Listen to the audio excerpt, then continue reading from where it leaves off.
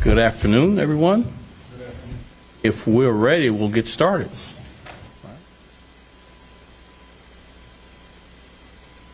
We're here today to provide an update on two incidents. One being the officer-involved shooting that occurred this morning, and also another is the incident on the CTA. At approximately, this is the first one, this is the officer-involved shooting. So today at approximately 6:53 a.m. in the 1000 block of West 18th Street in the 12th District, two officers from our major accidents unit were driving on their way to the Academy for police training this morning. While on the way, they observed four individuals wearing masks loitering in front of a closed retail establishment. When one of the officers identified himself as a Chicago police officer, one of the subjects in the group displayed a handgun, and exchange of gunfire occurred at that time. Following this exchange of gunfire, both officers exited the vehicle. The shooter, while fleeing the scene, continued to fire shots at the officers. One of the adult individuals in the group, a 23-year-old male, was struck by gunfire. He was reported in serious but stable condition at a local hospital. A 35-year-old male who was an innocent bystander was struck with a graze wound to the leg during this exchange of gunfire. That individual, the innocent bystander, was taken to a nearby hospital in good condition. Two adults, a 20-year-old male and a 23-year-old male, currently at the hospital, and a 17-year-old juvenile, so three persons, are in custody. The shooter fled the scene and made his escape, but we are working diligently to apprehend him. This entire incident is under investigation, and the use of force by the Chicago police officers involved is being investigated by the Civilian Office of Police Accountability, COPA. Since the beginning of this year, 2022, these two officers make 36 officers who have been shot at or shot. They were uninjured, but they were shot at. So previous to this incident, there was 34 officers shot at or shot.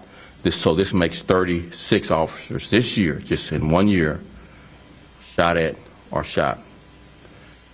This incident is a stark reminder of the dangers officers face each and every day at any given moment.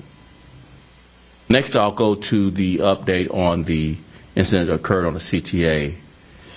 Officers responded to a call of a strong arm robbery call on the 1500 block of North Clyburn at approximately 2 o'clock in the morning, early this morning. Preliminary information shows a 43-year-old victim entered the red line at Addison. On the train traveling southbound, he was approached by three individuals who tried to take his cell phone before physically attacking him. During the struggle, the victim retrieved a small knife from his pocket and stabbed one of the offenders trying to take his cell phone. He stabbed him in the back. As the train was stopped at North and Clyburn, the three offenders left the train. A fourth offender entered and began attacking this same victim. The victim then stabbed the fourth offender in the neck before fleeing the train. While fleeing the train, the fourth offender stabbed the victim in the collarbone. The victim was then chased around the platform and train cars by a total of 6 offenders. So it went from 3 offenders to 4 offenders to 6 offenders. During this attack, the victim was struck in the head with a glass bottle and other unknown objects by 2 of the 6 offenders. One of the offenders sustained a laceration to his arm from the victim. All 6 offenders, due to the quick response by Chicago police officers, are in custody, and charges are pending. With that, I'll take just a few questions. I think we're going to do it by handing you the mic, and you pass it around, please.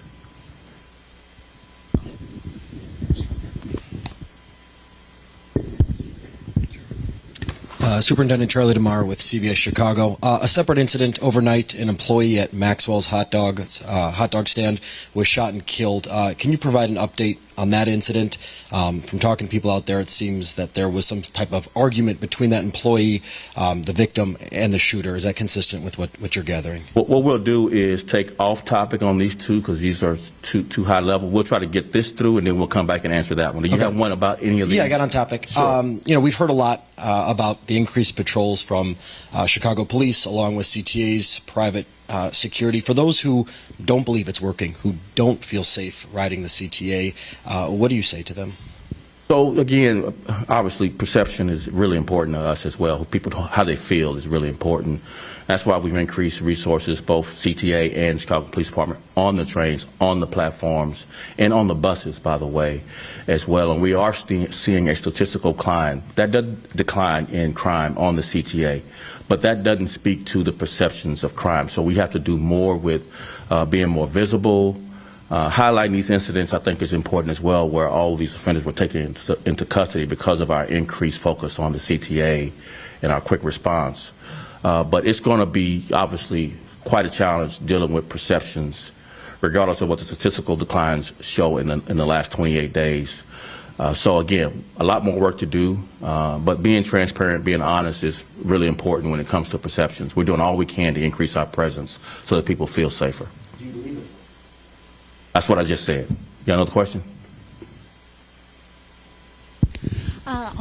Sorry, yes. Sorry, Gaynor from WGN. On the officer-involved shooting, can you tell us the innocent bystander who was hit, was he shot by a police officer or by the... We're not sure at this point. The investigation will reveal how, the path of the shots being fired by offenders and the path of shots being fired by our officers will prove out based on evidence. Well, we're not sure at this point. And can you explain what the four individuals were doing when the two officers tried to stop them? You said they were masked in front of a store. What was happening at that time? And was that store at 18th and Morgan, or was that at another location? No, that was at that location. We're not sure what they were doing. We're actually getting some cooperation from some of the offenders about what they were doing.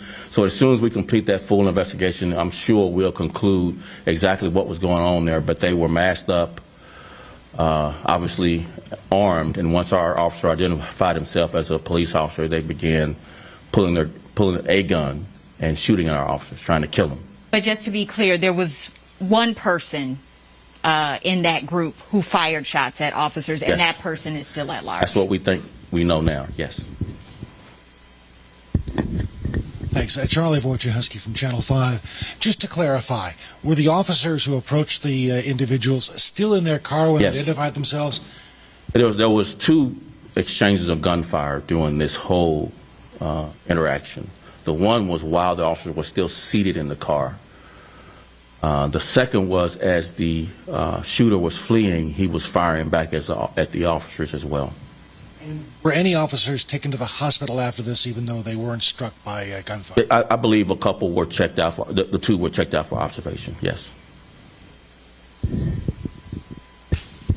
Superintendent Iris Barrios with Telemundo. Did the officers recover any firearm in the scene? And also, to be clear, if only one of the suspects was shooting the officers, what kind of charges face the other three suspects? What other charges may be facing? So other ones that they were arrested to. Sure. So again, we do know who was wounded. Two of the people in that group were wounded. We're not sure by who. So again, until we have a complete and thorough investigation of the ballistic evidence, especially, then we'll show that. So your first question was what again? The second question was who will be charged? What was the first question? No, of course, we did not recover a firearm at this point. We recovered some casings at the scene, but not the gun yet. And Hi. in that first exchange of gunfire, is it clear who shot first, police or the individual with the gun? Our evidence shows preliminarily that the offender shot first. Mayor Kawash with ABC 7, just to make sure, so you have 3 people in custody, or are they just being questioned right now? 3 in custody, being questioned. And then in terms of the number of individuals who were struck by gunfire in that group, though, it was just 1 from the group and then an innocent bystander. Bystander, that's right. Okay, thank you. We're just not sure by who. Yeah, they were struck. Is that it? Oh, yes. Sure, yeah. Brendan, update on that particular one. Thanks. Sure. I'll get you some details offline. So you're correct. It happened, and there's information that there may have been an argument between the 2 of those individuals, the victim and the offender, prior to that occurring. And so, obviously, with this happening at 6:53 in the morning, still need to get with the detectives on that investigation to provide a little bit more information. But the initial information was that these 2 individuals had some sort of prior altercation. That still has to be vetted out. That's what it appears to be. So, but I do have to get more information on that one. Superintendent, I did just want to touch on the number that you brought up, the 36 officers shot at this year. How does that match up with this point last year, and what's your concern there, of course, with what your officers are facing? So these last 2.5 years are the highest incidents of officers shot at or shot on record. And this year is outpacing last year, which outpaces the year before. So we're seeing an extraordinarily not only difficult job for our officers, but an extraordinarily dangerous job for our officers. And I just want to add, unless we have any more questions. Do we have another question? Yeah, I have one.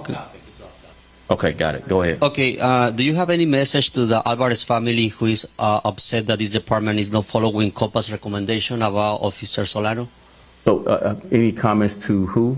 The Alvarez family? I was just refer any and all comments from our department, people to read our response to the investigation. Any other question? All right, so final comments, and it's along the lines of the extraordinarily dangerous time that our officers are experiencing doing the job protecting the people of Chicago. They're just doing an extraordinary job. Officers are so brave and so courageous, running toward danger. As this example, they were shot at when they were seated in the car.